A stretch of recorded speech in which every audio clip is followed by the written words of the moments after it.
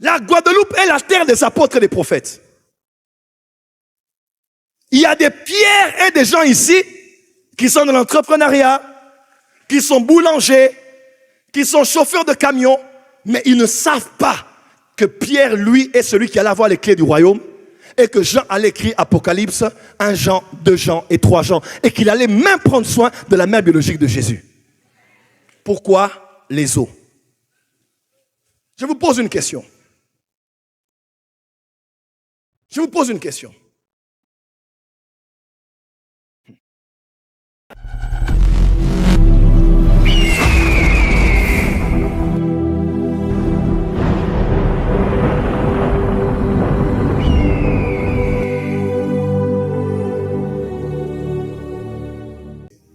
Et j'attache cette parole à Ésaïe 43 qui déclare que tu traverseras les flammes et qu'elles ne te consumeront point et que tu passeras par les eaux.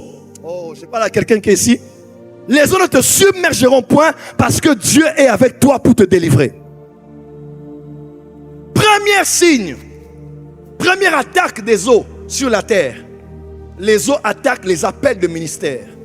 Les eaux attaquent les étoiles. Les eaux détruisent ceux qui ont des ministères et qui ont des appels. Hier, je vous ai dit, c'est quand Jésus est allé en marchant au bord du fleuve de Galilée, du lac de Galilée, qu'il a rencontré là sur ce territoire du séjour de la mort, de l'ombre de la mort, de la Galilée des gentils. C'est là qu'il a rencontré Pierre et Jean. Imaginez-vous que Jésus ne soit jamais passé par là. Pierre et Jean et Jacques et les autres allaient rester des pécheurs toute leur vie. Parce que quand la mer influence la terre, les apôtres Jean, les apôtres Pierre et les prophètes Jean n'entrent jamais dans leur pleine destinée. La Guadeloupe est la terre des apôtres et des prophètes. Il y a des pierres et des gens ici qui sont dans l'entrepreneuriat, qui sont boulangers, qui sont chauffeurs de camions, mais ils ne savent pas que Pierre, lui, est celui qui allait avoir les clés du royaume et que Jean allait écrire Apocalypse, 1 Jean, 2 Jean et 3 Jean, et qu'il allait même prendre soin de la mère biologique de Jésus. Pourquoi les eaux? Je vous pose une question. Je vous pose une question. Qu'est-ce qui a fait tomber Samson? On le dira, la faiblesse qu'il avait par rapport aux filles des Philistins. On le dira, une prostituée philistine de Gaza appelée Delilah. Oui.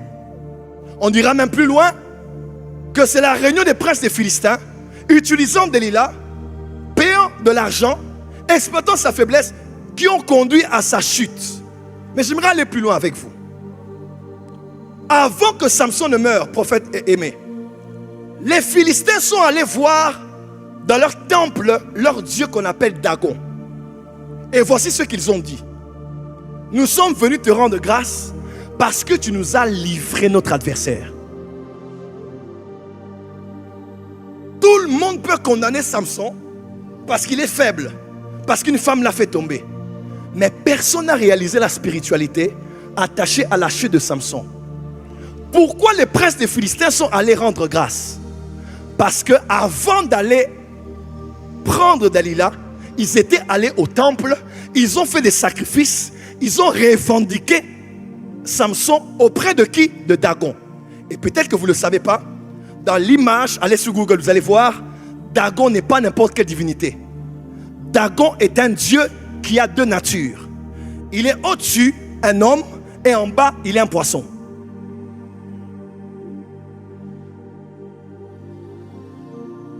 Qu'est-ce que je veux dire par là?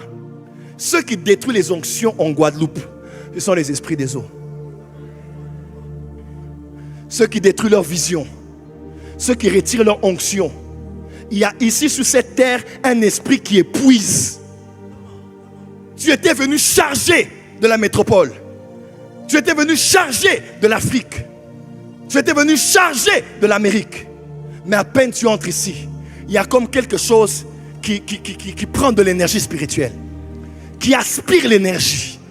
Toi qui priais 1 heure, tu pries 10 minutes.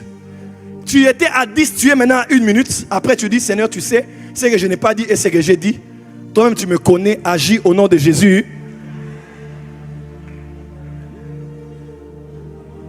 Voilà pourquoi David a dit, quand il pleurait Saül et Jonathan, pourquoi l'huile a cessé de les oindre? Ne le dites pas aux filles des Philistins. Pourquoi? Parce qu'elles adorent un Dieu qui vient des eaux et qui est attaché aux poissons.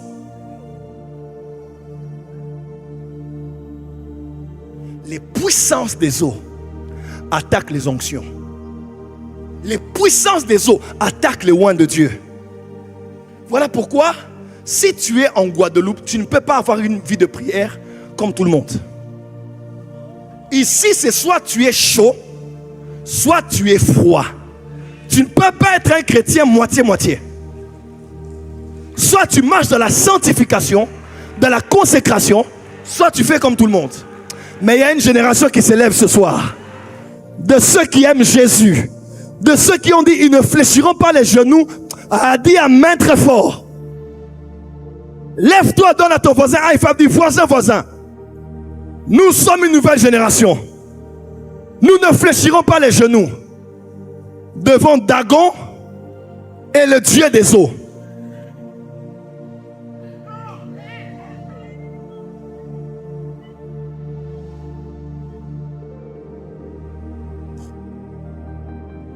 La question qu'on se pose, prophète Aimé, pourquoi Dieu a-t-il dit à Élie, il y a 7000 qui n'ont pas fléchi les genoux? Beaucoup n'ont jamais vu l'autre côté de l'histoire. Jézabel est venue de sa terre. Elle a été épousée par Akab, mariée par Akab. Vous savez quoi?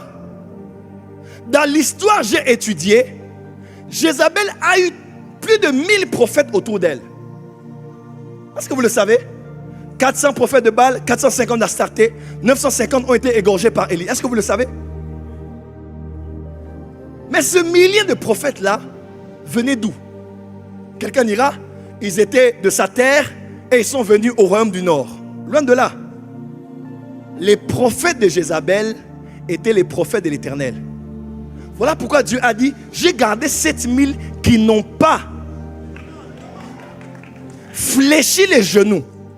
Parce que quand Jézabel est venue avec l'argent, avec la gloire, avec les honneurs, les vrais prophètes de l'Éternel ont fléchi les genoux devant Baal. Et les quelques-uns qui résistaient, un homme qui s'appelait Abdias, on a pris 100, il les a mis dans les cavernes, il les nourrissait de pain et d'eau. Et il attendait le jour où ils allaient relever la tête. Tous les prophètes qui sont dans les cavernes dans les Antilles, en cette saison, Dieu vous fait sortir des cavernes. Élie est seul au front en train de se battre. Il est déprimé parce que quelques prophètes sont dans les cavernes. Nous cassons les cavernes au nom d'eux. Nous cassons les cavernes au nom d'eux.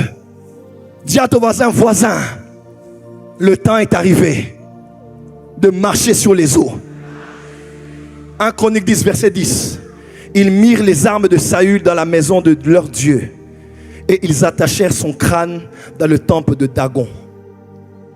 Lorsqu'ils étaient allés en guerre contre Saül et Jonathan, ils étaient d'abord allés prier Dagon, le Dieu des eaux, le Dieu poisson, le Dieu des puissances maritimes.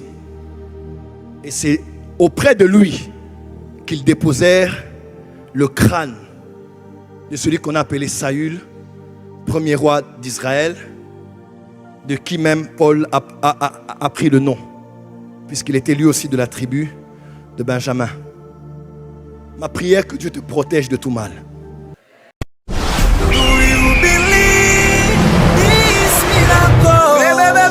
Supernatural dunamis power. Are you hearing me?